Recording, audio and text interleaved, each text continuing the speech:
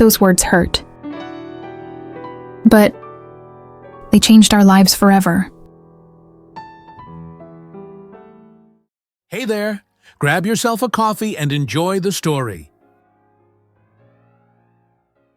Soft morning light filtered through the sheer curtains of Ashley Williams's bedroom as she watched her husband, Mark, still asleep beside her. After 5 years together, she still found herself admiring the way the golden rays of sunlight outlined his strong features. Ashley smiled, feeling that familiar wave of gratitude.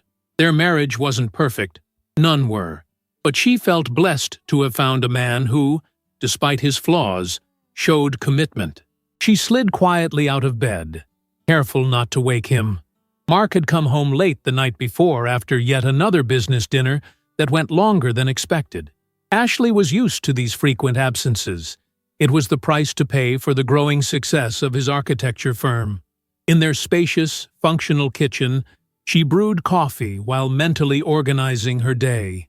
At 32, Ashley split her time between working as a nurse at the city hospital and chasing her dream of opening a small community clinic. There was something deeply fulfilling about helping people in their most vulnerable moments. Maybe because she knew all too well what it meant to be vulnerable.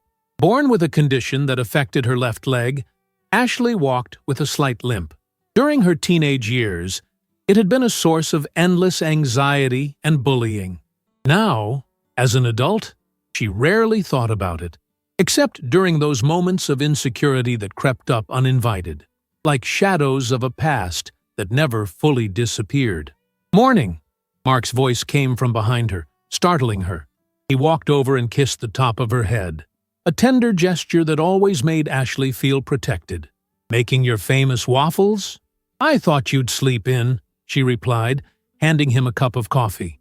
"Did dinner run late last night?" Mark nodded vaguely, focusing on the coffee. "Tough clients. You know how it is."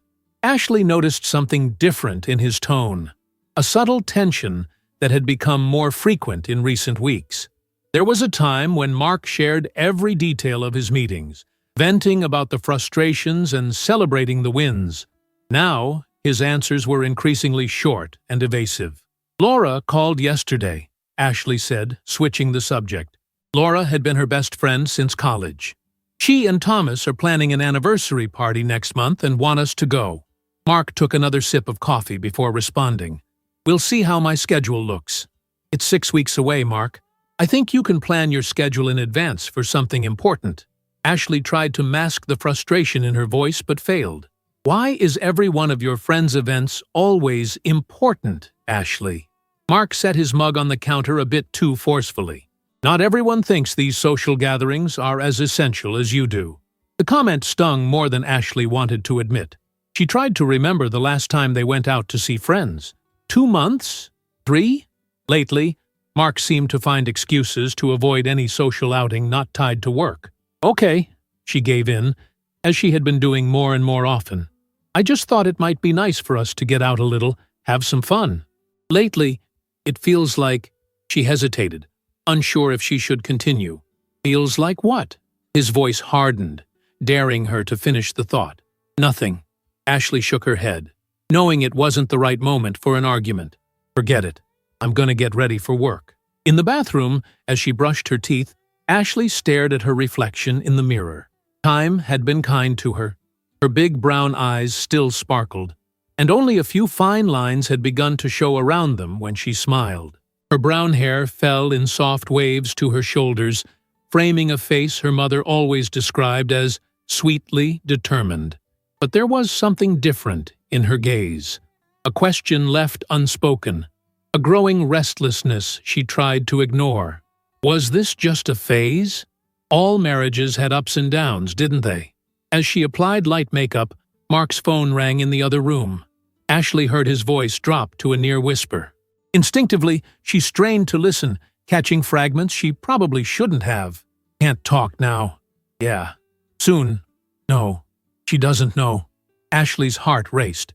She turned off the faucet to hear better, but by the time she got back to the bedroom, Mark had already ended the call. He looked at her with a smile that didn't quite reach his eyes. "Who was that?" Ashley asked, trying to sound casual. Work.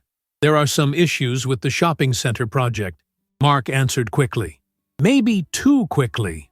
I have to leave early today. Ashley nodded, pretending to believe him. She watched as he dressed in a rush, choosing the blue shirt she had given him for his last birthday. A detail that once would have made her smile now left a bitter taste. Who was he dressing up so carefully for?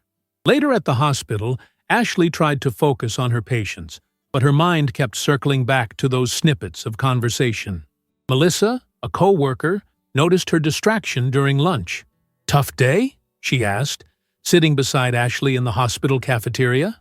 Just tired, Ashley lied, pushing her salad around without really eating. Melissa gave her a knowing look. Either that, or something's up at home. I know that look, honey. Ashley considered denying it, but something inside her ached to talk. I think Mark's changed. He's distant. Maybe it's just work, but your gut says otherwise. Melissa finished for her. Look, I'm not trying to be dramatic, but my first husband started out exactly like that. Secret calls, late nights, shifts in behavior. That doesn't necessarily mean he's... Ashley couldn't bring herself to finish the sentence. Of course not, Melissa said, touching her hand gently. But it also doesn't mean we should ignore our intuition. Have you tried talking to him directly? Ashley shook her head. I'm afraid of what he might say. Sometimes the fear of the unknown is worse than the truth, no matter how painful, Melissa said, standing to head back to work. Think about it. The rest of the day, Melissa's words echoed in Ashley's mind. When she got home, it was already dark, and there was no sign of Mark. On the fridge, she found a hastily scribbled note. Emergency meeting. Don't wait for dinner. Ashley crumpled the note and tossed it in the trash harder than necessary. 5 years ago, a note like that would have come with a sweet message or a little heart at the end.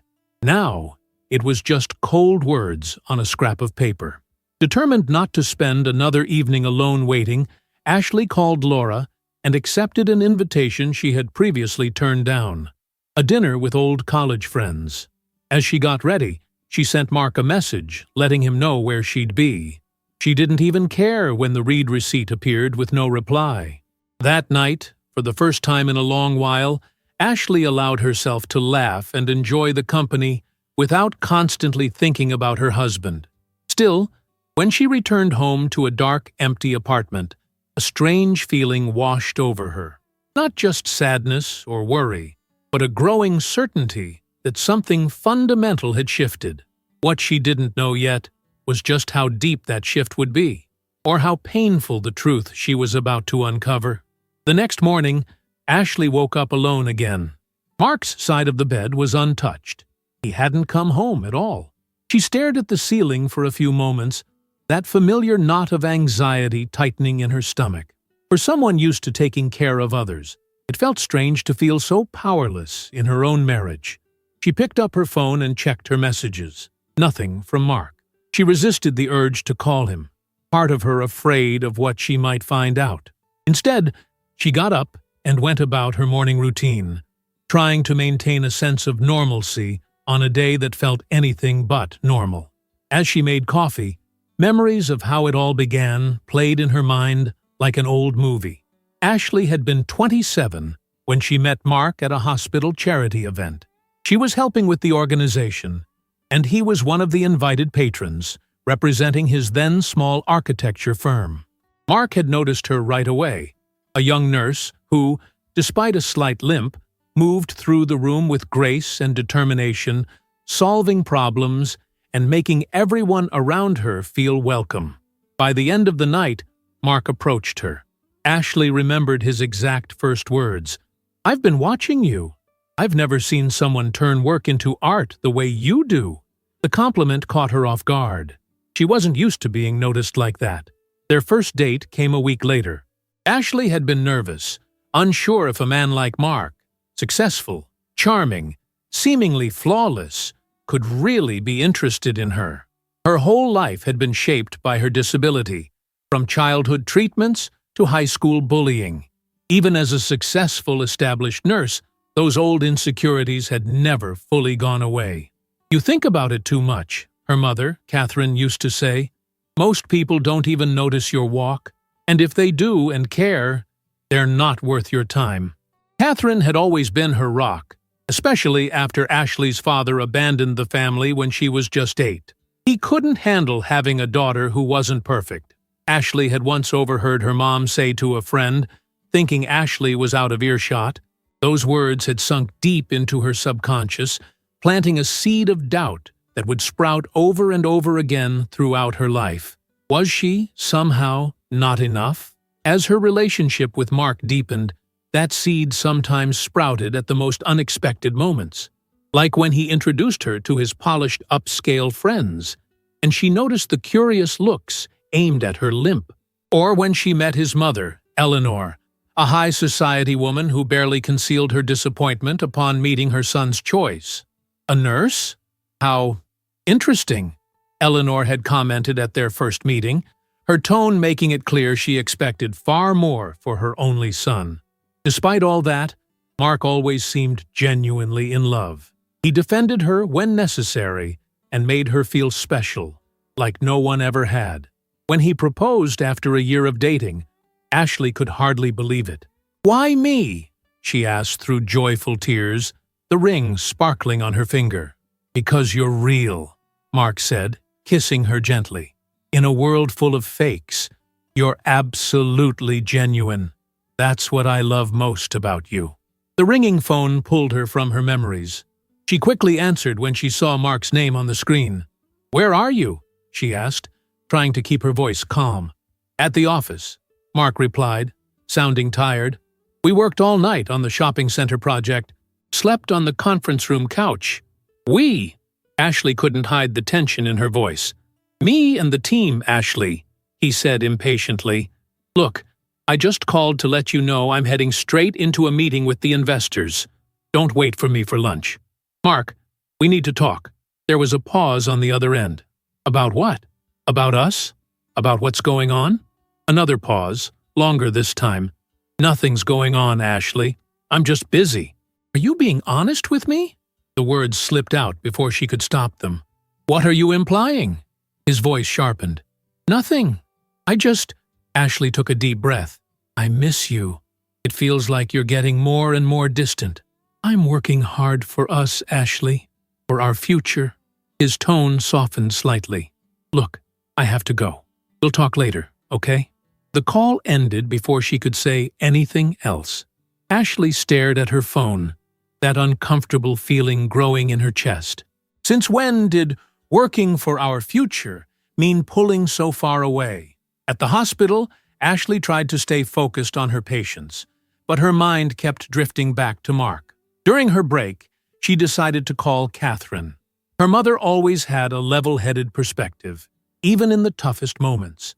"Sweetheart, you need to trust your instincts," Catherine said, after listening to Ashley's concerns. "If something feels wrong, it probably is. What if it's just paranoia?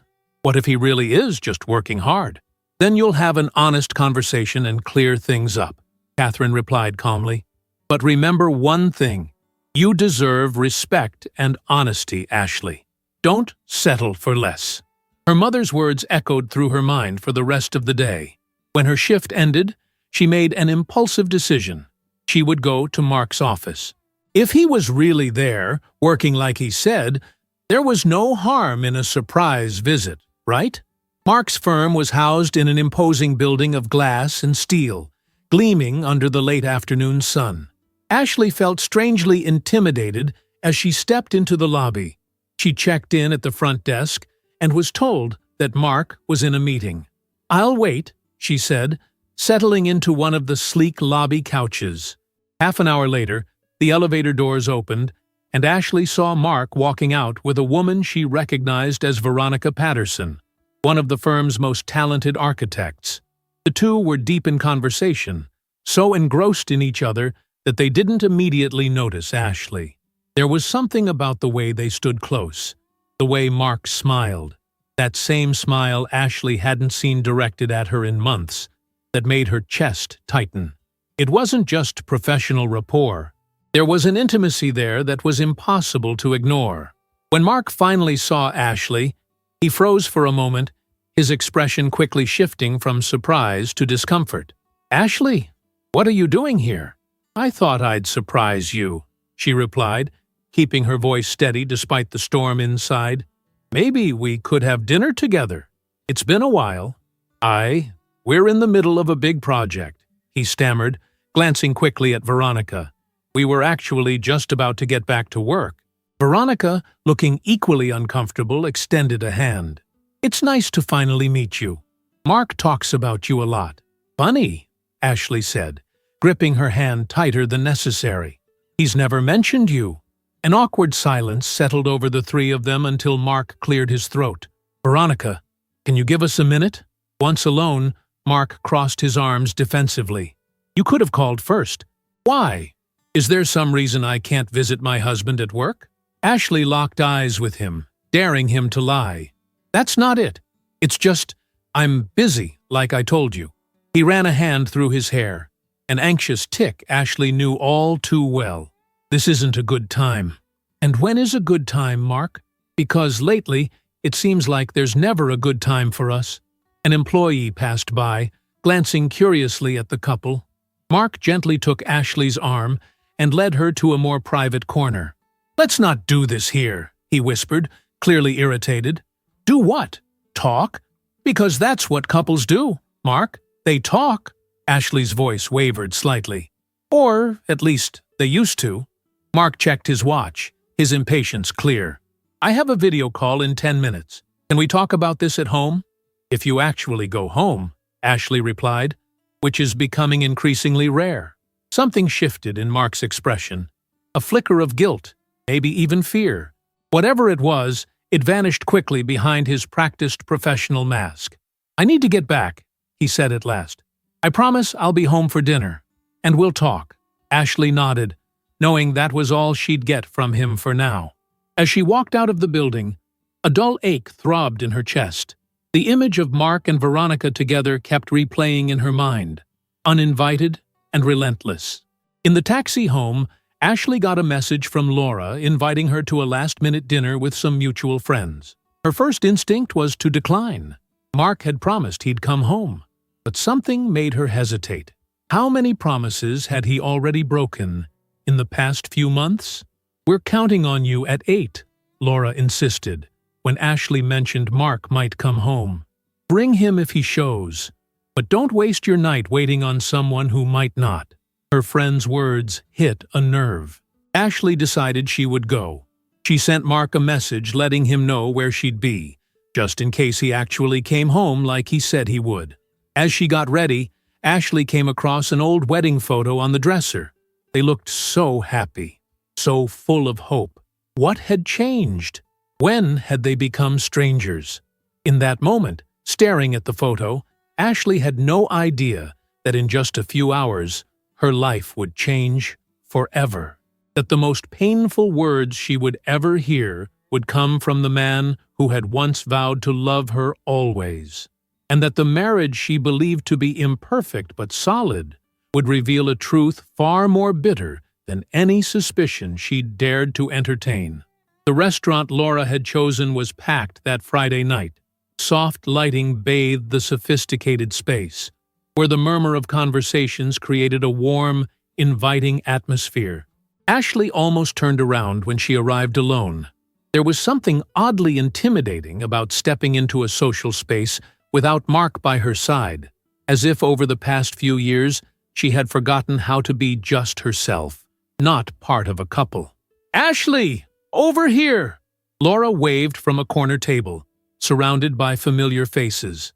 Ashley walked between the tables, hyper-aware of her slight limp, something that rarely bothered her anymore, except in moments when she felt vulnerable. Like right now. "I thought you weren't coming." Laura greeted her with a warm hug. "Where's Mark?" "Working," Ashley replied with a forced smile, accepting the glass of wine someone handed her. As always, dinner carried on with lively conversations and laughter. It felt good to be among friends, people who had known her long before she became Mark Williams's wife. Ashley realized how long it had been since she'd had a night like this, without worry, without constantly checking her phone, without that gnawing feeling that something was wrong. So, Thomas, Laura's husband, began after his second glass of wine. "How are the plans going for your community clinic? Laura mentioned it was your big dream." Ashley blinked, surprised. It had been so long since she'd talked about it. She'd almost forgotten what it felt like to have dreams of her own. "It's on hold, actually," she admitted. "With work at the hospital and everything else, it never feels like the right time. The right time never comes if you just wait for it." Daniel, an old college friend, chimed in. "You have to make it." Something about his words struck a deep chord in Ashley. How long had she been putting her own dreams on the back burner? How much of herself had she set aside while waiting for that right moment Mark always said would come eventually? "You know what?" Ashley sat up straighter, feeling a spark of determination she hadn't felt in a long time. "You're absolutely right. I'm going to restart that project." Laura raised her glass in a toast. To Ashley and her community clinic. Everyone cheered, and for the first time in months, Ashley felt that flicker of excitement, the sense of possibility that had once defined her life, before all the doubts and insecurities took over. The rest of the night passed in a happy blur. When she finally checked her phone, it was after midnight, and there were 3 messages from Mark. "Where are you? I came home and you're not here. I called the hospital and they said you left hours ago." There was no apology for missing dinner, no acknowledgement of his broken promise, just veiled accusations, as if she were the one who had let him down. Ashley said her goodbyes and got a cab home, the warm glow from earlier slowly replaced by anxiety. What was she going to say to Mark? Why did she feel guilty when he was the one who didn't show up? The apartment was dimly lit when she arrived. Mark was sitting in the living room with a glass of whiskey in hand, his expression unreadable. "Finally," he said as she entered, not even getting up. "I was starting to think you weren't coming home. How did it feel?" Ashley set her purse down on the table, staring directly at him. "Because that's how I feel almost every night, Mark." He took a sip of his whiskey, avoiding her gaze. "This is different." "Oh, really? How is it different?" Ashley's frustration was clear in her voice. "I'm working, Ashley. Building something." "What were you doing? Drinking with friends?" The unfairness of his words hit her like a slap. "You promised you'd be home for dinner, to talk. There was a project emergency." "There always is." Ashley crossed her arms. "Funny how these emergencies always pop up when we need to talk about our marriage." Mark stood up abruptly, setting his glass down hard enough to spill some of the dark liquid. "What do you want from me, Ashley? I'm doing the best I can." "No, you're not," she shot back, years of pent-up frustration finally breaking through. "You're doing everything you can to avoid our marriage, to avoid me." "That's ridiculous." "Is it?" Ashley felt tears burning behind her eyes, but refused to let them fall. "When was the last time we had dinner together? Watched a movie? Or just talked without you checking your phone every 5 seconds?" Mark ran a hand through his hair, that old gesture of exasperation she knew too well. "You don't understand the pressure I'm under." "Then help me understand." Ashley took a step toward him. "We're supposed to be a team, Mark. At least we used to be." For a moment, something crumbled in his expression, a crack in the carefully maintained mask. "I don't," he began, then stopped. "You don't what?" "Nothing." He shook his head. "I'm tired. Let's just sleep and talk tomorrow." "Always tomorrow," Ashley muttered, but didn't push further. She was too exhausted for another round of going in circles. The next morning, to her surprise, Mark was still home when she woke up. In the kitchen, he was making coffee, something he hadn't done in so long that the gesture felt almost surreal. "Good morning," he offered a hesitant smile. "I thought we could have breakfast together." Ashley nodded, cautiously hopeful. "That'd be nice."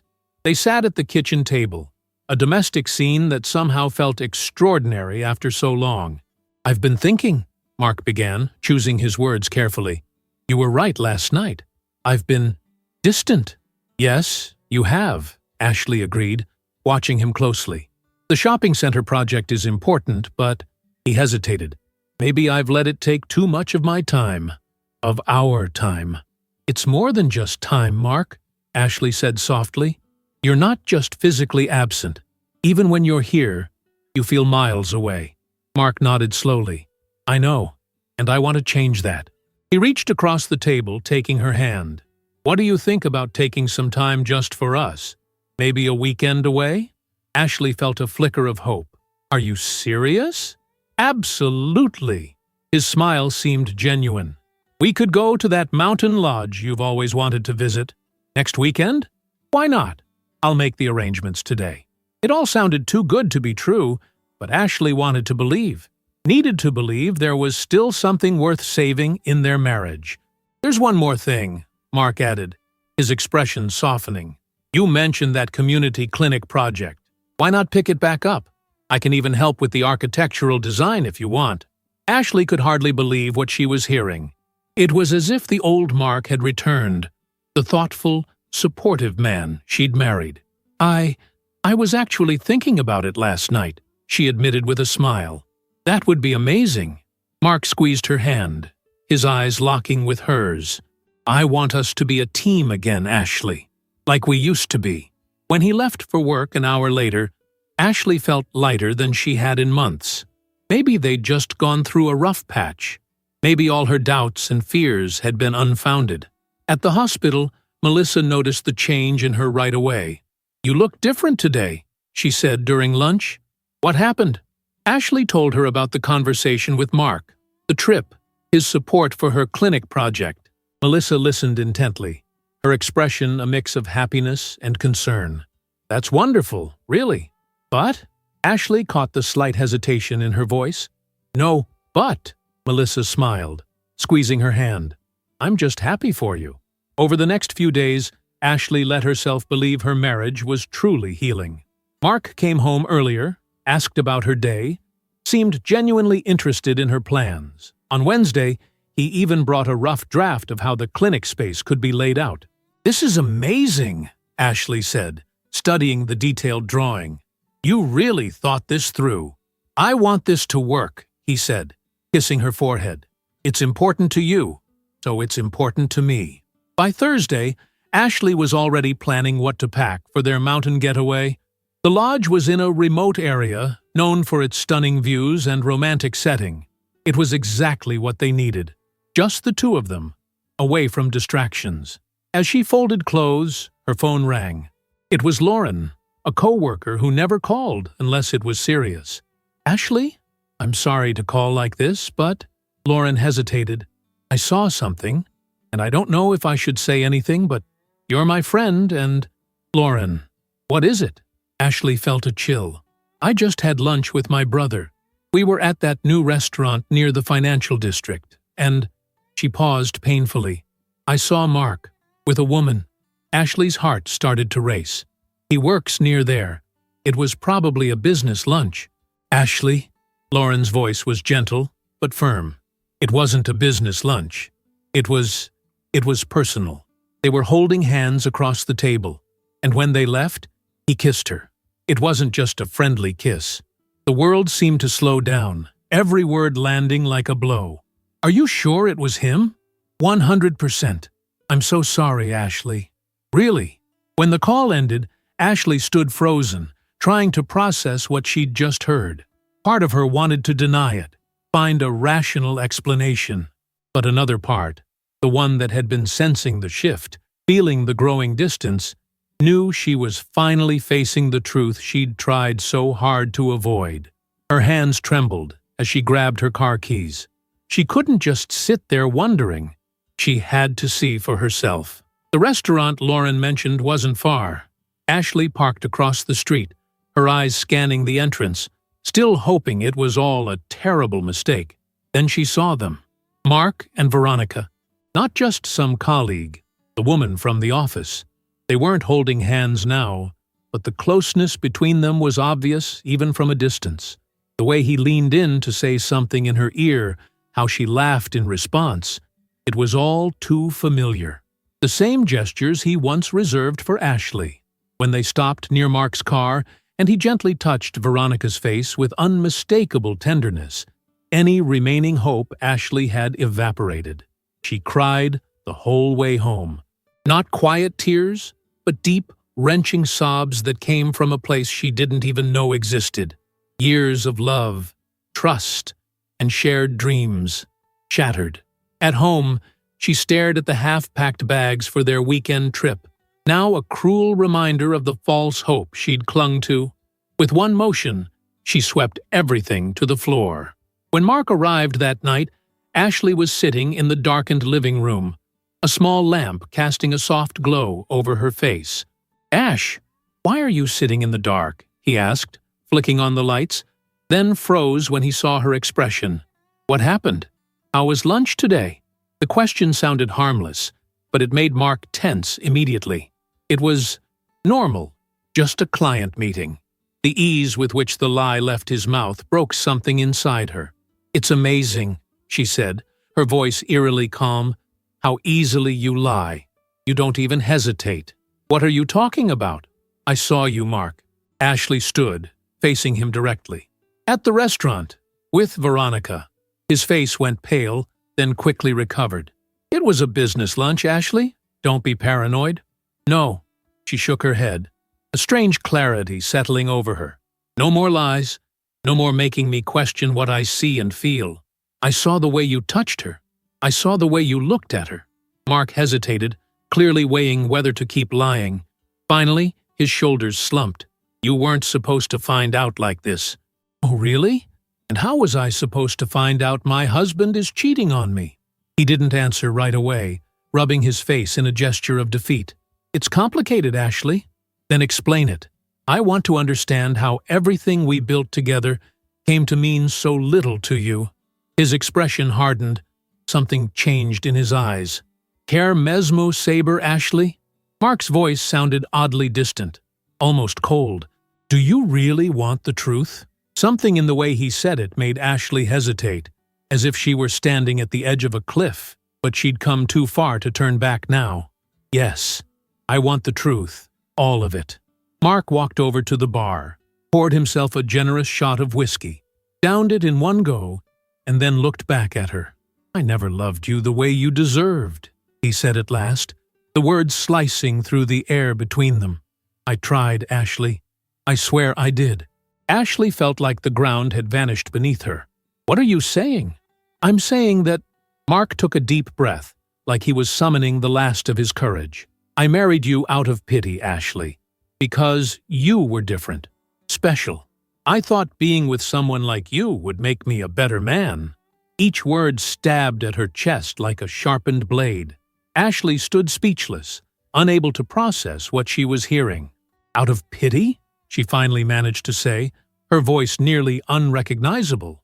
"You were always extraordinary," Mark went on, like he needed to justify himself. "Your strength, your determination despite your condition. I admired that. I thought that admiration would grow into love over time." Ashley closed her eyes, trying to contain the tsunami of pain threatening to overtake her. 5 years, Mark. We've been married for 5 years. And for 5 years I tried to be the husband you deserved," he replied, his voice tinged with frustration. "I tried to make it work. While sleeping with another woman?" Ashley couldn't hold back the bitter sarcasm. "Veronica isn't just some fling. What we have is real." The sincerity in his voice was maybe the cruelest part. "It's different than anything I've ever felt." Ashley felt a wave of nausea. She had to grip the table to keep from falling. So all this time, every moment, every word of love, it was all a lie? "Not all of it," Mark said quickly. "I really did care about you, Ashley. I always have." "Caring isn't loving," she snapped, tears finally spilling down her cheeks despite her resolve. "And pity is definitely not love." Mark took a step toward her, like he was going to touch her, but Ashley backed away. "Don't you dare," she warned, her voice trembling. "Don't you dare touch me right now." "Ashley, I know you're angry." "Angry?" She cut him off with a humorless, sharp laugh. "Angry doesn't even begin to describe what I feel, Mark. You destroyed everything. Not just our marriage, but my trust, my self-worth, years of my life. I never wanted to hurt you, he insisted, but the words rang hollow. But you did, Ashley said simply. And the worst part is, I knew. On some level, I knew something was wrong. But I loved you so much. I convinced myself I was just imagining it. A heavy silence fell between them, thick with things left unsaid and shattered dreams. Ashley wiped her tears with the back of her hand, trying to pull herself together. I want you to leave, she said finally. Now. This is my apartment too, Mark protested. And it was bought with my inheritance, Ashley countered, a surprising strength rising through the pain. Leave, Mark. I can't even look at you right now. He looked like he wanted to argue, but something in Ashley's devastated expression stopped him. He nodded slowly, grabbed his keys and wallet. I'll come back tomorrow, he said from the doorway. When you've calmed down. I won't be here, Ashley replied, locking eyes with him.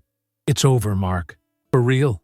When the door closed behind him, Ashley collapsed onto the couch, her whole body racked with sobs that seemed torn from the depths of her soul. His words echoed cruelly in her mind. I married you out of pity. All her insecurities, all the doubts she'd carried since childhood, came crashing down at once. Her father's abandonment, the pitying looks she'd always tried to ignore, the nagging feeling of never being enough. Mark had sliced straight into that ancient wound with surgical precision. Ashley didn't know how long she stayed like that, lost in the pain, but when she finally moved, the first light of morning was already filtering through the curtains. On autopilot, she got up, washed her face, and began making calls. First to the hospital, letting them know she'd need a few days off. Then to Laura, who picked up groggily but instantly became alert at the sound of Ashley's broken voice. I'm coming over now, Laura insisted before Ashley could even finish explaining. No, Ashley replied. I need some time alone. Just, could you help me find a temporary place? I can't stay here. Use my beach apartment, Laura offered without hesitation. It's empty. No one will find you there. 3 hours later, Ashley was driving out of the city, 2 suitcases in the trunk with only the essentials. She left a short note for Mark, letting him know she'd be in touch when she was ready to discuss the practicalities of divorce. There was nothing else to say. Laura's apartment was in a small coastal town 2 hours away. It was simple but cozy, with a view of the ocean. Ashley dropped her bags in the bedroom and walked out onto the balcony, breathing in the salty air as she watched the waves crash on the shore. It seemed impossible that just 24 hours ago she had been packing for a romantic getaway, thinking her marriage was being saved. The speed with which everything collapsed made her dizzy. In the days that followed, Ashley moved like a ghost. She barely slept, ate even less. Her phone stayed off most of the time. She couldn't face the dozens of messages and missed calls from Mark. What was left to say? It was during one of those sleepless nights, staring out the window at the stars, that the first wave of nausea hit her. She barely made it to the bathroom in time. She chalked it up to stress, poor eating, sleeplessness. But when the same thing happened the next morning, and the one after that, a disturbing thought began to form. After a week at Laura's place, Ashley finally mustered the courage to visit the local pharmacy. Her hands trembled as she paid for the pregnancy test, avoiding the curious look from the clerk. Back at the apartment, she followed the instructions mechanically, then sat on the edge of the tub, staring at the little device that could change everything all over again. When the 2 pink lines appeared, clear and undeniable, Ashley felt an overwhelming surge of conflicting emotions. Terror, confusion, and, unexpectedly, a tiny, flickering spark of joy. A baby, she whispered to the empty apartment, her hands instinctively resting on her still flat belly. The cruel irony didn't escape her.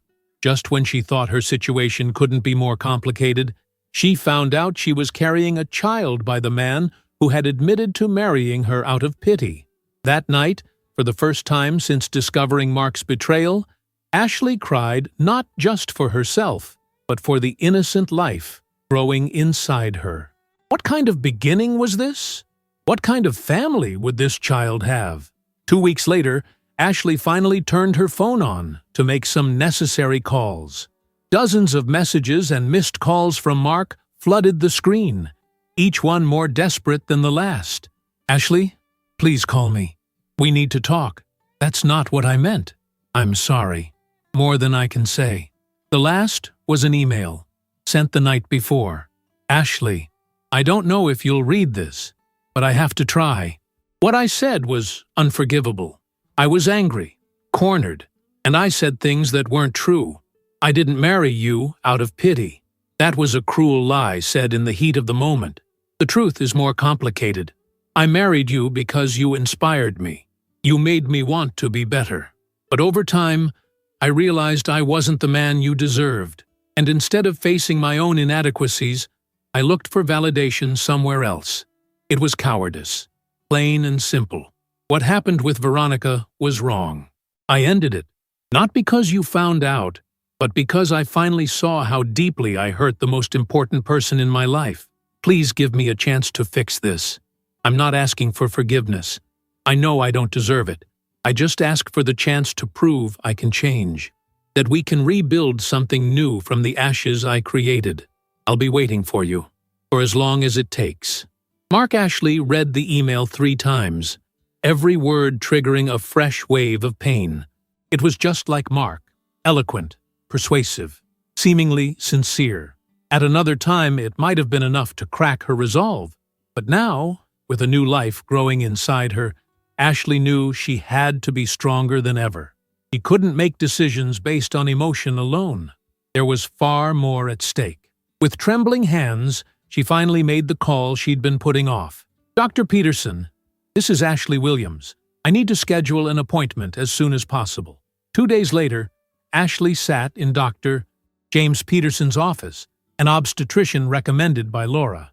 As she waited, she looked around at the other women, some with visible bumps, some accompanied by attentive partners. The sight made her heart ache. "Ms. Williams?" the nurse called, guiding her to an exam room. The ultrasound confirmed what the home test already had. Approximately 6 weeks along, developing normally as far as could be seen at this stage. "Everything looks good, Dr. E." Peterson said with a reassuring smile, handing her a small ultrasound printout. "Do you have any questions?" Ashley had hundreds of questions, but none a doctor could answer. How do you raise a child alone? How do you tell the father? Did he even deserve to know? What if she chose not to tell him? "Actually," she began, hesitant, "I'm going through a divorce. The father, he doesn't know yet." Dr. Peterson nodded with understanding. "Complicated family situations are more common than you'd think, Ms. Williams. What's most important now is that you get the support you need for a healthy pregnancy, physically and emotionally." When she left the office, Ashley held the tiny ultrasound image like something fragile and sacred. In black and white, barely anything looked like a baby yet, but it was real. Proof that in the midst of so much destruction, something new was beginning.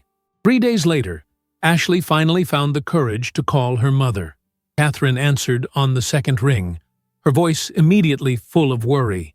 "Ashley, thank God, I've been so worried. I'm sorry I didn't call sooner," Ashley said, guilt tightening in her chest. "It's been a rough few weeks." "Laura told me the basics," Catherine said gently. "That bastard. I always knew there was something off about him." "Mom," Ashley sighed. "Sorry, sweetheart. I know that doesn't help right now. How are you?" Ashley hesitated. "I'm pregnant." The silence lasted only a second before Catherine answered, her voice strong and full of love. "I'm coming to you. Don't even argue. My daughter is not going through this alone." When she hung up, Ashley felt a rush of relief. Maybe she wouldn't have to face everything by herself after all. The next afternoon, as she tidied the apartment for her mother's arrival, the doorbell rang. Ashley froze. No one besides Laura, and now her mother, knew where she was. She approached the door cautiously. "Who is it?" "It's me, Ashley. Please open the door." Mark's voice made her heart race. How had he found her? "Go away, Mark," she said through the closed door.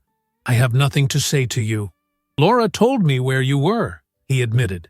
"She didn't want to, but I pushed." "Please, Ashley, 5 minutes. That's all I'm asking."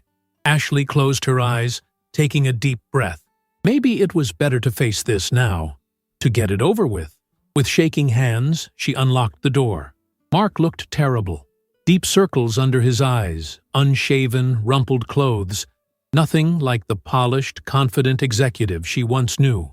"Thank you," he said quietly, as she stepped aside and let him in. In the small living room, they stood facing each other like strangers trying to recognize what remained. Ashley crossed her arms, creating a physical barrier between them. 5 minutes, she reminded him. Mark nodded, running a hand through his disheveled hair. "First, I want you to know I ended things with Veronica. Completely."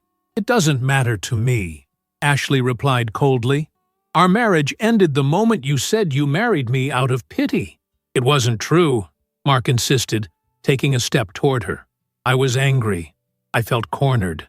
I said the cruelest thing I could think of, because I wanted to hurt you. It was unforgivable." "Well, it worked," Ashley said, keeping her distance. "And you know what the worst part is? Deep down, I always feared it might be true. I always wondered why someone like you would choose someone like me." "Ashley, don't—" "Let me finish," she cut him off. "I've spent my whole life fighting the feeling of being less than, of having to prove my worth. And then you came along, made me feel special, chosen. I believed I'd finally found someone who saw me beyond my disability. But in the end, it was exactly because of that you stayed." Mark looked devastated. "That's not how it was." "It doesn't matter how it was," Ashley replied, her voice laced with a deep weariness. "It's over, Mark. There's no going back. I'm asking for another chance," he pleaded, his voice cracking. "I know I don't deserve it, but I'm asking anyway.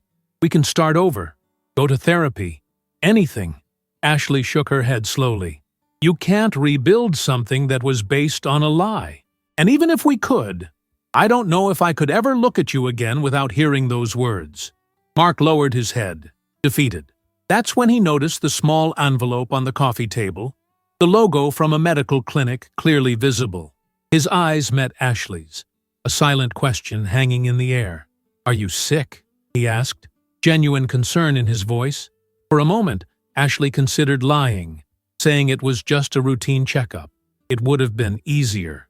But something inside her knew that, no matter what happened between them, he had a right to know. "I'm pregnant, Mark." The impact of her words was immediate. Mark staggered as if struck, grabbing the wall for support. "Pregnant?" he repeated, stunned. "But how? When—" "6 weeks," Ashley said calmly. "It probably happened before all of this." "Oh my God, Ashley." He ran his hands over his face, clearly shaken. "This changes everything." "No, it doesn't," she corrected firmly. "I'm not going to use a baby to glue back a broken marriage." "But it's our child," Mark protested. "Yes, it is," Ashley nodded. "And I will do whatever it takes to protect them, including protecting them from growing up in a home without real love or respect." Mark looked like he wanted to argue, but something in Ashley's resolve stopped him. He stared at her for a long moment, like he was truly seeing her for the first time. "What do you want me to do?" he finally asked. "For now, I want you to leave," Ashley replied honestly. "I need time to process all of this, to decide where we go from here. We're going to have a child together, Mark, which means you'll always be part of my life in some way.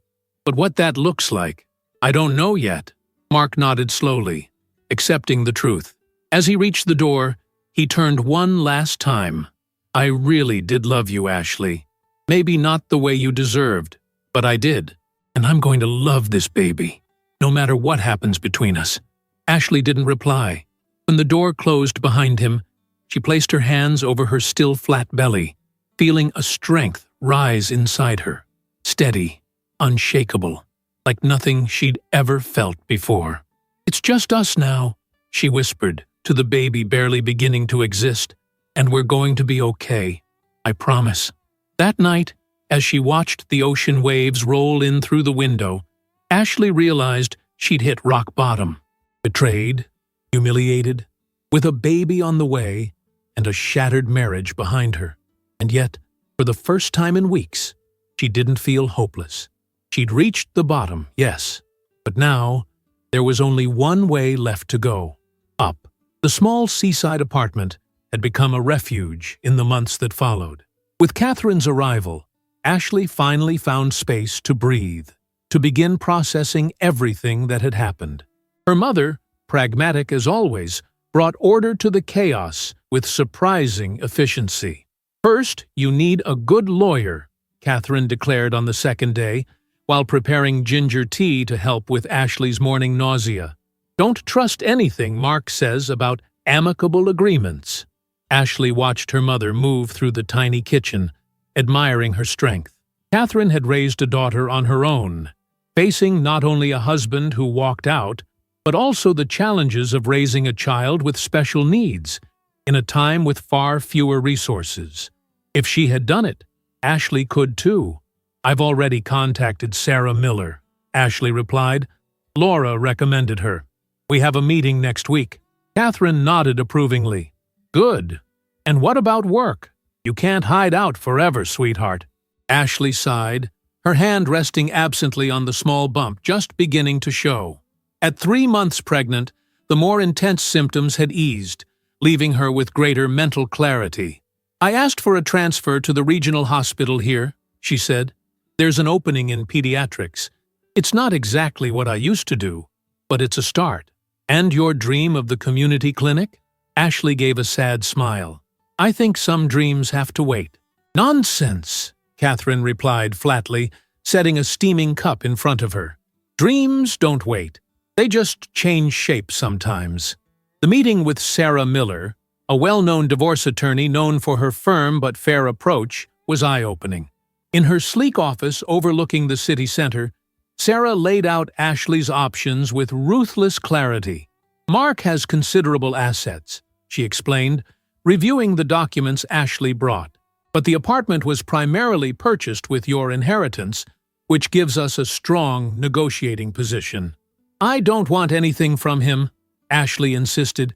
"Just a fair and clean division." Sarah looked over her glasses. "What about child support?" "You're entitled to that, Ashley. This isn't just about you anymore." Ashley nodded reluctantly. The lawyer was right. Every decision now affected more than just her. "Mark wants to be involved in the baby's life," Ashley admitted. "He calls almost every day to ask how we're doing. And how do you feel about that?" Ashley hesitated, conflicted. "Part of me wants to keep him as far away as possible, but another part knows my child deserves a present father, if he really wants to be one." Sarah made a few notes before responding. "We'll draw up a temporary custody agreement, something that works during the pregnancy and the first months after birth. We can revisit it, depending on how things evolve." As Ashley left the office, she felt strangely lighter. There was something freeing about turning emotional confusion into practical steps. In the weeks that followed, as she settled into her new job at the regional hospital, Ashley began planting roots in the small coastal town. The community was welcoming, less frantic than the big city she had shared with Mark. Slowly, she found a rhythm, a new normal. Mark kept his word, calling regularly, but respecting the physical distance she had set. He always asked about the medical appointments, offered financial support for anything she needed. During a video call, when Ashley showed him the latest ultrasound, she saw tears in his eyes. "It's a boy," she said, watching his reaction carefully. "A son," he whispered, voice thick with emotion. "Our son." Something in the way he said it, a mix of awe and sorrow, touched Ashley unexpectedly. For a fleeting moment, she let herself imagine what could have been. The three of them, a family, celebrating each milestone together. The vision was both painful and strangely comforting. Near her 5th month of pregnancy, Ashley received an unexpected visit at her new, smaller apartment near the hospital. Catherine had returned home the week before, reluctantly, but needing to attend to her own life and responsibilities. The doorbell rang on a quiet Saturday morning. When she opened it, Ashley found Eleanor Williams, Mark's mother, standing there, elegantly dressed and clearly uncomfortable. "Eleanor," Ashley couldn't hide her surprise. "What are you doing here?" "May I come in?" the older woman asked, her usual confidence dimmed. "Please?" Ashley hesitated, then stepped aside to let her in. In the modest living room, Eleanor looked out of place, like an expensive painting hung in a cozy cottage. "Mark doesn't know I'm here," Eleanor began, politely declining tea. "In fact, he'd probably be furious if he found out." "Why?" Ashley asked, instinctively placing her hands protectively over her visible belly. Eleanor noticed the gesture, her expression softening. "Because I came to apologize, Ashley, and because there are things you need to know, things that might change how you see everything that happened." Ashley sat down slowly, a strange tension building inside her. "What kind of things?" Eleanor took a deep breath, as if gathering courage. "First, I want you to know I never approved of Mark's behavior. The affair, the lies, that's not how I raised him." "You don't need to apologize for his actions," Ashley said automatically. "I'm not apologizing for him," Eleanor replied. "I'm apologizing for my part in all this, for never being truly fair to you." Ashley waited, confused, as Eleanor reached into her expensive handbag and pulled out a worn yellow envelope. "Do you know anything about our family history, Ashley? About William's first wife? Mark's father's first wife?" Ashley frowned. "Mark mentioned his father was a widower when he married you, that his first wife died young." "Yes," Eleanor nodded. "Sophia, her name was Sophia, died at 27. She had multiple sclerosis, diagnosed shortly after their wedding." A chill ran down Ashley's spine. "Why are you telling me this?" "Because William married her, knowing about the disease," Eleanor said, her voice dropping. "Out of pity. He admitted it to me years later. He was young, idealistic, thought he'd be a hero for saving a sick woman." The words hit Ashley like a punch. The similarity to what Mark had said was chilling. "After Sophia died, William married me. We were happy, had Mark, but that story haunted him. And when Mark brought you home for the first time," Eleanor paused, visibly uncomfortable. "I was terrified history was repeating itself." "So you really thought he was with me out of pity," Ashley said, the sting of that realization still sharp. "In the beginning, yes," Eleanor admitted. "And God forgive me. But I even suggested it to him once. I asked if he was trying to be like his father, saving someone he saw as fragile." Ashley closed her eyes, nausea rising from deep within. "But it had nothing to do with pregnancy." "And what did he say?" "He was furious," Eleanor replied, still surprised by the memory. "He told me you were the strongest woman he'd ever met, that your condition had nothing to do with how he felt about you." "I've never seen him so angry." A heavy silence settled between them as Ashley tried to process the revelation. Then why did he say it? Why use the same words his father did? Eleanor handed her the envelope she had been holding. "That's where it gets complicated. These are letters I found in Mark's office while helping him sort some things. They're from Veronica." With trembling hands, Ashley opened the envelope and began reading the first letter. The handwriting was elegant, feminine. The paper was fine and expensive. "My dear Mark," it began, dated almost a year ago. "I need to tell you something I've kept hidden. Before we met, I worked briefly at Dr. Simmons's clinic as an admin assistant. That's where I first saw Ashley's medical file." Ashley froze, the blood draining from her face. "What? How could she?" "Keep reading," Eleanor urged gently. The letter went on to describe how Veronica had discovered details about Ashley's medical condition, information that was not public knowledge, how she had researched prognoses, treatments, long-term limitations. "When I realized you didn't know everything, that she hadn't told you the full extent, I knew I had to save you from a marriage built on lies. You deserve someone healthy, someone who can give you children without risk, someone like me." Ashley dropped the letter, feeling sick. "This is insane. She accessed my medical records, and she's completely wrong about my condition." "She is," Eleanor agreed, "but Mark didn't know that. Veronica spent months planting doubts, manipulating him with half-truths and outright lies about you, your health, your future. And he believed her instead of asking me?" Ashley's disbelief was raw and bitter. "Mark has always had this need to be the protector, the savior," Eleanor said. "It's something he inherited from his father.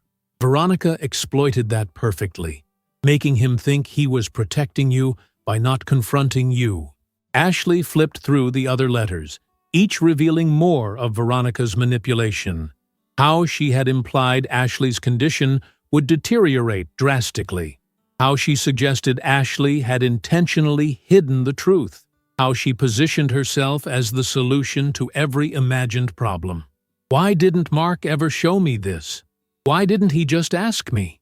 Pride, shame, and in the end, weakness, Eleanor said honestly. He chose to believe someone he barely knew over the woman he married. I'm not excusing it. It's inexcusable. When did he find out the truth? Ashley asked, gathering the letters again.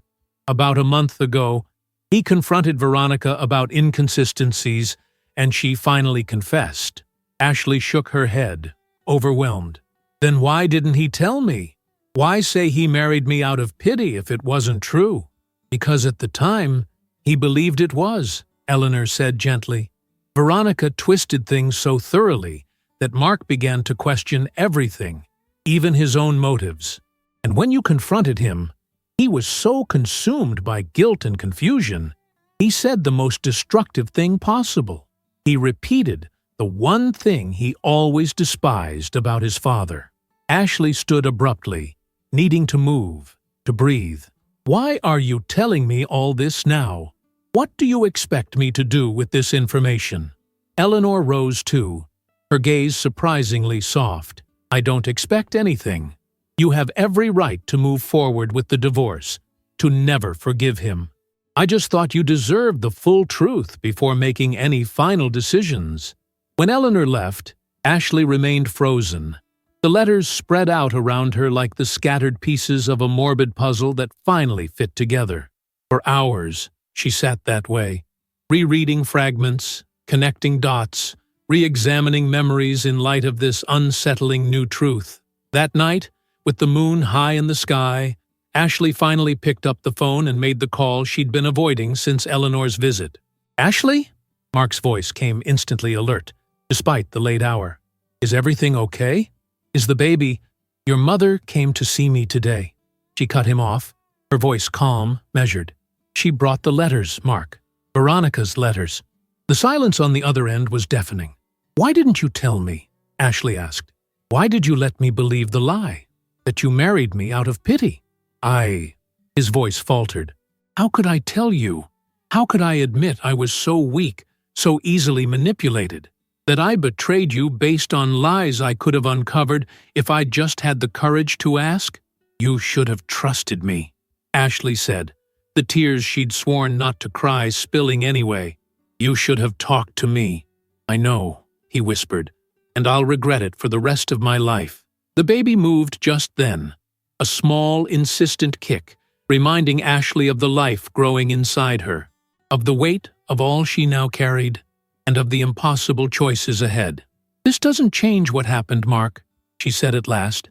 "You still betrayed our trust, our marriage." "I know," he replied, his voice thick with emotion. "I'm not asking you to forgive me, Ashley. I just needed you to know the full truth. I never married you out of pity. Marrying you was the best decision I ever made, and destroying it was the worst."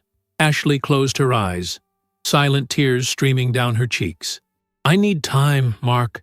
Time to process all of this, to figure out what it means for us and for our child's future." "I'll wait," he promised, "as long as it takes."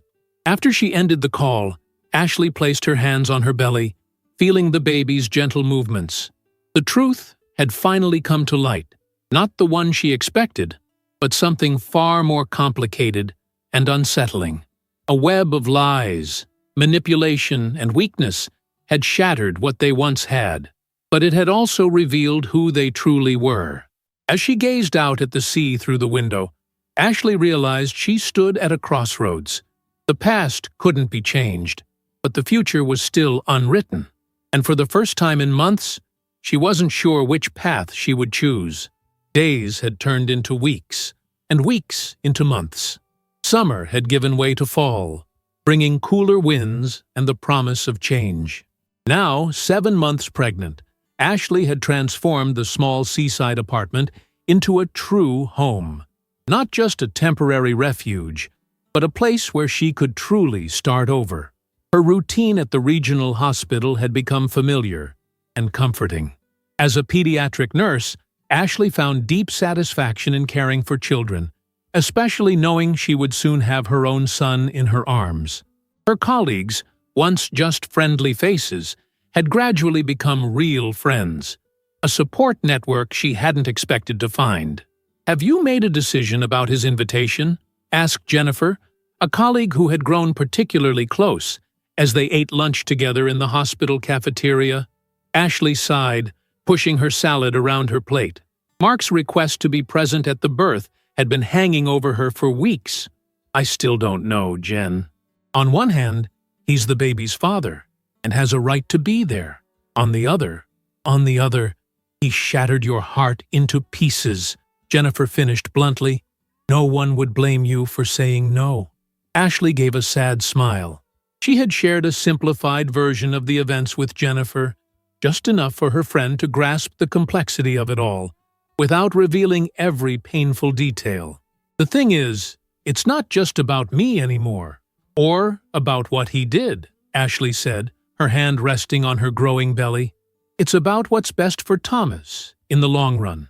Thomas, the name she had chosen for her son after weeks of reflection. Thomas William Williams. She wanted to honor his paternal lineage. Despite everything, she wanted her son to know that, regardless of the mistakes the adults in his life had made, he was deeply wanted and loved by both his parents. In recent weeks, Mark had held true to his promise of giving Ashley space. He hadn't pressured her for answers or decisions, contenting himself with weekly pregnancy updates and the occasional video call she had started to allow. During those calls, Ashley could see the apartment they once shared in the background, now rearranged, simpler, missing many of the personal touches she had added over the years. In one call, she noticed something that stayed with her for days. A book on fatherhood sitting on the coffee table. She hadn't said anything, but the detail lingered in her mind. "I think I'm going to let him be there," Ashley decided at last, surprising not only Jennifer, but herself. Not for him, for Thomas, so that one day, when he asks, I can tell him that from the very beginning, we were both there for him. After her shift ended, Ashley found a message from Laura. "Interesting news about your ex-friend Veronica. Call me when you can." Intrigued, Ashley called as soon as she got home. "Laura, what's going on?" "You're not going to believe it," Laura replied, barely able to contain her excitement. "Veronica Patterson was fired from Mark's firm this morning. Apparently, they found out she had illegally accessed confidential client files. She's being sued." Ashley sat down slowly, absorbing the news. "How did you hear that?" "Thomas works with one of the firm's lawyers, remember? Everyone's talking about it. Apparently it's not the first time. There were complaints at previous jobs, too." Ashley immediately thought of the letters, how Veronica had invaded her medical privacy. "Honestly, I'm not surprised. There's more," Laura continued. "Mark was the one who started the internal investigation. After you two separated, he started looking deeper into her professional history. He's the one who found the evidence that got her fired." Something strange stirred inside Ashley then. A mixture of satisfaction at seeing Veronica finally face consequences, and an unexpected flicker of admiration for Mark. He could have let it go, especially after ending the relationship. but he chose to dig deeper, to uncover the truth. "Ashley, you still there?" "Yes, sorry," she replied, returning to the moment. "Just processing." After hanging up, Ashley stepped out onto the balcony and watched the sun dip below the horizon. The salty breeze carried with it a feeling she hadn't felt in a long time: clarity. For months, she'd been in survival mode, reacting to events rather than choosing her own path. But with Thomas's birth drawing near, it was time to change that. It was time to take control, to actively shape her future, rather than simply respond to it. The next morning, she made a decision she'd been putting off. She scheduled a meeting with the regional hospital's administrator. "I've been thinking about the community clinic again," she told Dr. Richards, a seasoned administrator with decades of experience. "There's a real need here, especially for low-income families." Dr. Richards looked at her over his glasses, intrigued. "Go on." Ashley laid out her vision: a clinic offering affordable basic health care, with a special focus on children with disabilities and their families. The kind of place she and her mother had desperately needed when she was growing up. "It's an ambitious project," the director noted, not unkindly, "especially for someone about to become a single mother." "That's exactly why I need to do it now," Ashley replied with conviction. "I want my son to grow up knowing that challenges aren't obstacles, they're chances to create solutions." When she left the meeting with a promise of institutional support from the hospital, Ashley felt a surge of purpose she hadn't felt in months. The life she once imagined with Mark was gone, but that didn't mean she couldn't build something new, something even more meaningful.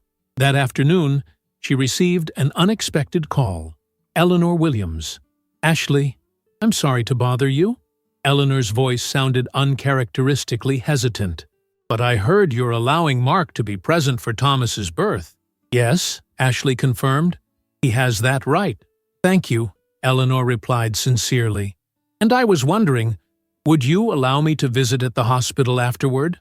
Not during the birth, of course, but just to meet my grandson. I'll understand completely if you say no, but he'll be my first." And Ashley was touched by the vulnerability in Eleanor's normally composed voice. Something had shifted between them in recent months, a mutual understanding, maybe even a kind of respect that hadn't existed before. "Of course you can come, Eleanor. Thomas will need all the family he can get." The next day, Ashley was reviewing documents for the clinic when the doorbell rang. She opened it to find Mark, looking nervous and holding a folder. "Sorry for dropping by unannounced," he said quickly, "but I found something I thought you should see in person." Ashley hesitated, then stepped aside and let him in. It was the first time Mark had seen her new apartment. She watched him take it in. The photos on the walls, the bookshelves, the crib in the corner she had assembled just last week. "It's cozy," he said sincerely. "It suits you."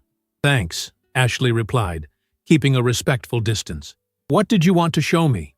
Mark placed the folder on the coffee table and opened it, revealing a series of documents. "I was organizing some old files and found these. They're the preliminary sketches for your community clinic, the ones we worked on together a few years ago." Ashley looked down at the papers, memories washing over her. They had spent countless nights dreaming about the project, Mark turning her ideas into real designs. "Why are you showing me this?" she asked, emotion catching her off guard. "I heard you're reviving the project," Mark said, a soft smile playing on his lips. "Laura mentioned it the last time we spoke." Ashley nodded, surprised that Laura and Mark were still in touch. "It's true. The regional hospital is backing it." "That's amazing, Ashley," he said, and the admiration in his voice felt genuine. "I always knew you'd make it happen." Then he pulled out a second set of plans. "I updated the designs, taking into account the coastal location, the community's needs. Just a suggestion, of course. I'm sure you already have your own plans." Ashley picked up the revised sketches, examining them with a professional eye. They were excellent, detailed, thoughtful, clearly informed by the same core vision they had shared years ago. "This is—" she paused, trying to find the words. "This is really good, Mark. Thank you." he said, visibly relieved. Consider it a contribution to your dream. No strings attached. No expectations. The baby moved then, a firm nudge that made Ashley instinctively place her hand on her belly. "He's kicking?" Mark asked, eyes lighting up. For a moment, Ashley considered holding the boundary she had so carefully built, but something inside her softened. "Yes," she said. And then, surprising them both, she took his hand and placed it on her belly.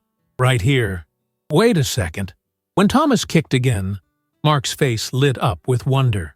"Wow," he whispered, like he didn't want to break the spell. "He's strong." "Like his father," Ashley replied without thinking, and immediately felt the weight of those words. Mark met her gaze, vulnerability shining in his eyes. "Ashley, No," she interrupted gently, pulling his hand away. "Let's not complicate this. We're finding a new rhythm, a different kind of relationship because of Thomas. Let's stick to that. For now." Mark nodded, respecting her boundary. "That actually reminds me. I have something else to tell you," he said, shifting the conversation.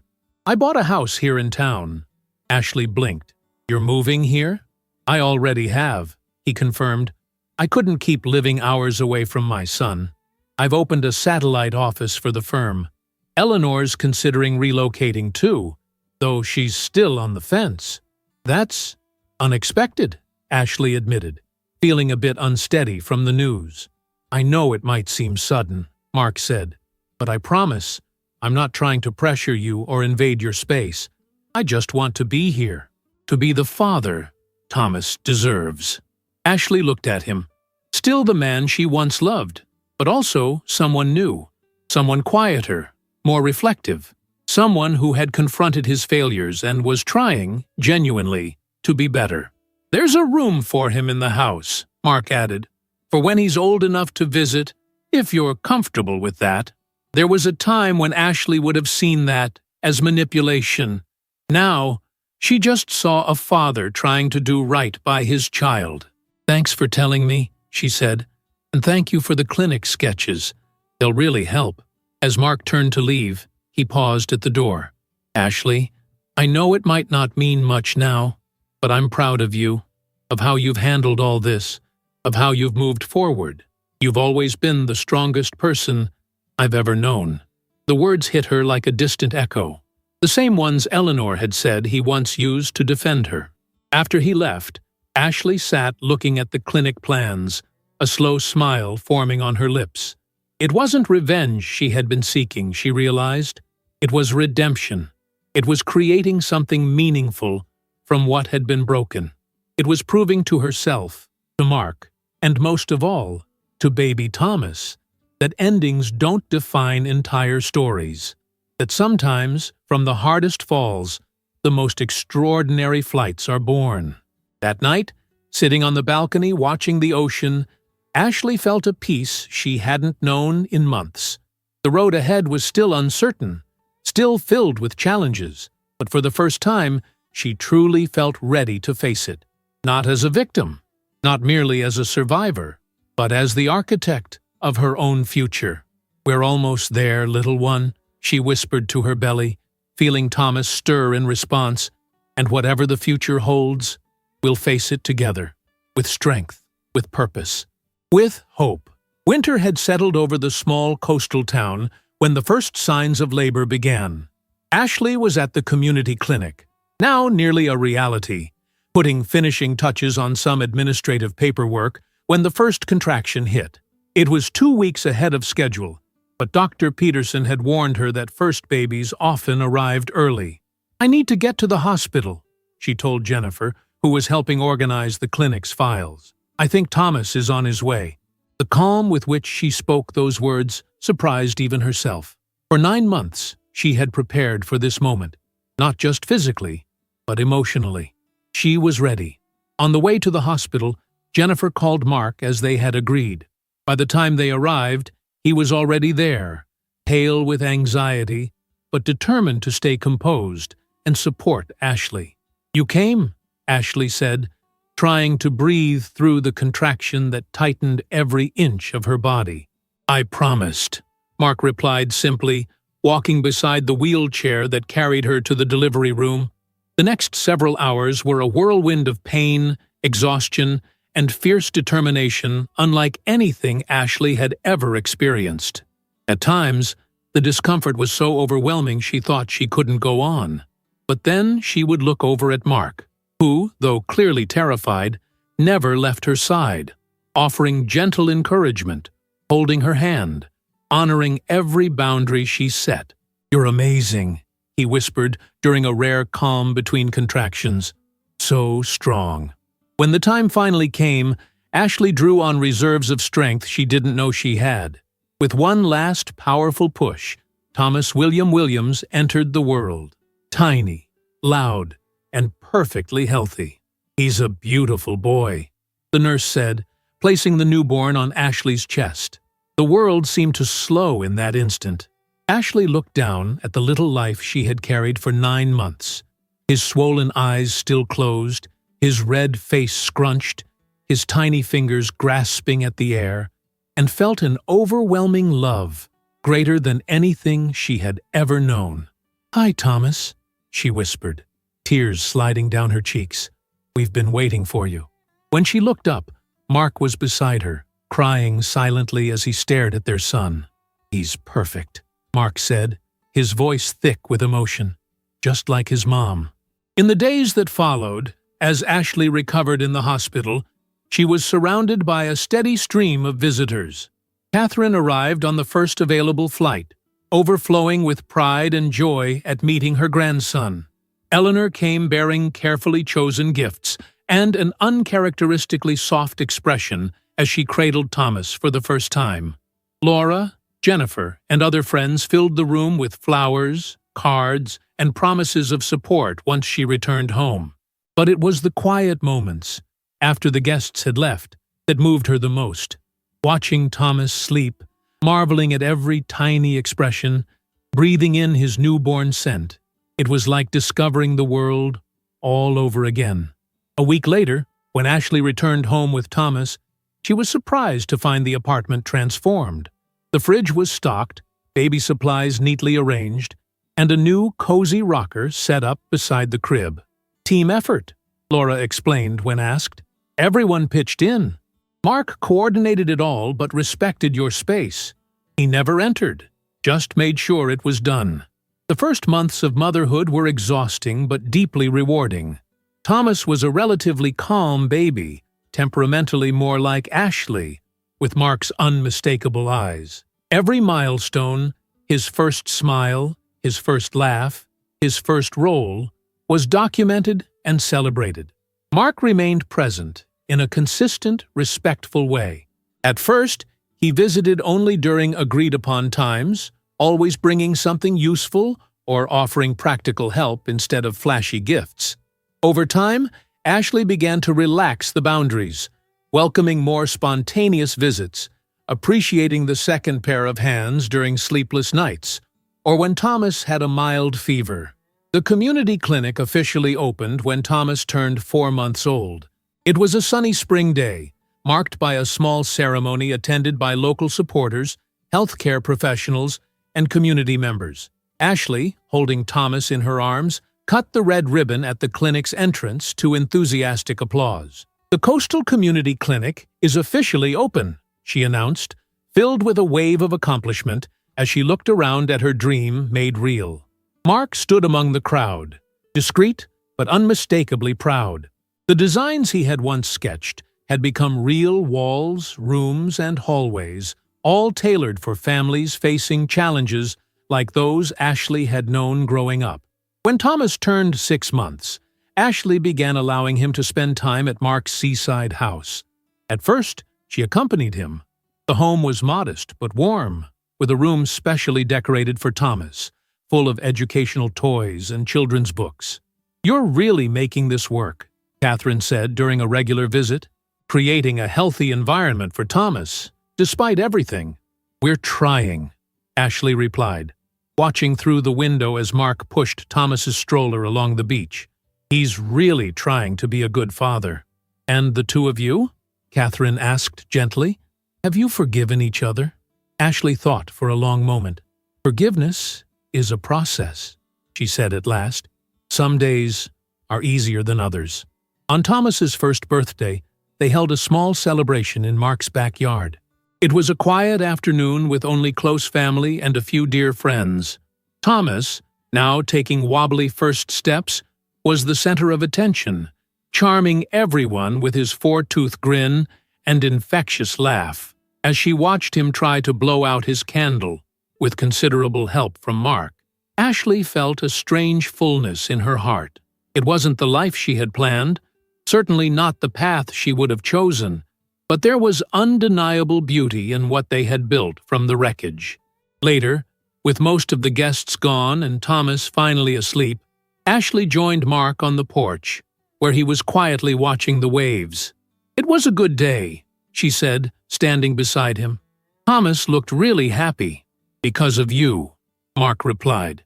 "You created this ability to turn even the hardest things into something beautiful."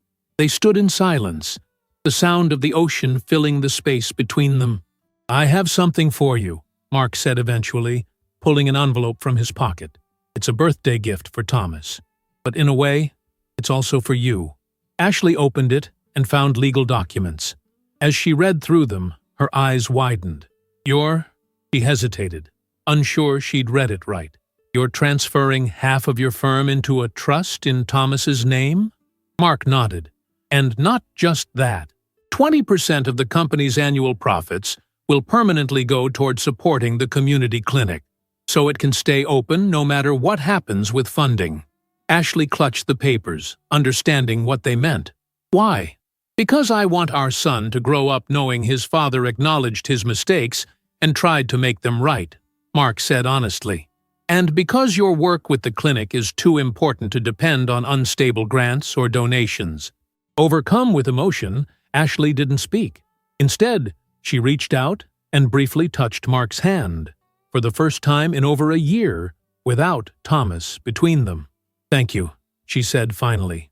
"There's one more thing," Mark added, suddenly nervous.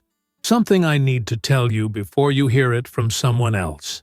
Ashley felt a flutter of unease, bracing herself. "I've met someone," Mark said softly. "Nothing serious.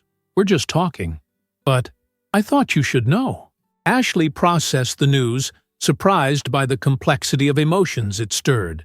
Some sadness, a flicker of jealousy, but mostly relief. Relief that Mark was moving forward honestly this time, with no secrets or deception. "I hope it works out," she said sincerely. "Thomas deserves to see his parents happy, even if they're apart." Mark studied her. "And you, Ashley? Have you found happiness?" The question caught her off guard, but the answer came easily. "Yes," she realized, smiling, "in ways I never imagined. I have Thomas, the clinic, my independence. I've discovered a strength in myself I didn't know existed." That night, carrying a sleeping Thomas in her arms as she returned home, Ashley reflected on the extraordinary journey of the past 18 months. From the ashes of a marriage wrecked by betrayal had risen something unexpectedly precious. Not just a new life in her son, but a new version of herself. A woman who knew her worth, who was no longer defined by anyone else's gaze, who had learned that forgiveness didn't always mean reconciliation, but it did mean freedom. 6 months later, on a bright summer afternoon, Ashley sat on the beach watching Thomas, now nearly 2 years old, chase a seagull under Mark's watchful eye. The clinic was thriving, serving dozens of families weekly. Her work had even drawn attention from national health organizations interested in replicating the model elsewhere. "Mama, look!" Thomas shouted, pointing to something in the sand. His vocabulary was growing quickly, impressing everyone. Ashley knelt beside him. "What did you find, sweetheart?" Thomas proudly held up a small, perfect shell, his eyes sparkling with discovery. Mark joined them, kneeling to explain patiently to their son about the creatures that once lived in shells like that. Watching the two of them, Ashley felt a strange sense of closure. Not the kind that comes with clean endings, because real life rarely offers those, but the kind that comes from deeply accepting what is, instead of mourning what might have been. "Ashley," Mark called, pulling her from her thoughts. "Eleanor's watching Thomas Saturday. Thought you could finally make it to that medical conference you mentioned." "Thank you," she replied, truly appreciative. That would be perfect. This was their rhythm now, a delicate dance of co-parenting, shared responsibility, mutual respect. It wasn't the fairy tale she'd once envisioned when she said "I do" 5 years ago, but there was a quiet dignity to it, and even beauty. That night, after putting Thomas to bed, Ashley found a small box in her bag. The shell Thomas had found, cleaned and turned into a delicate pendant. A simple note accompanied it, in Mark's unmistakable handwriting, "To the strongest woman I've ever known. Thomas and I are lucky to have you. No matter what." Ashley held the pendant for a long moment, a soft smile forming on her lips. The cruel words that once broke her, "I married you out of pity," now felt like echoes from another life, spoken by people they no longer were. Real justice, she realized, hadn't come through revenge or punishment. It had come through growth, through healing, through the choice to build something beautiful out of something broken. Through the understanding that some wounds never fully close, but we can live fully anyway. And as she placed the shell pendant on her nightstand, Ashley felt a profound certainty that no matter what tomorrow held, she was ready, not in spite of her journey, but because of it, strong, resilient, finally, truly free. "Tomorrow is a new day," she whispered, looking out the window at the moonlit ocean, "and I'm ready for it." See, if you've made it this far, it means this story touched your heart in some way. Comment the word "rebirth" below, so I know you stayed with me through this emotional journey. And don't forget to like, subscribe to the channel, and hit the bell for more stories like this one. Thanks for the coffee, and see you next time.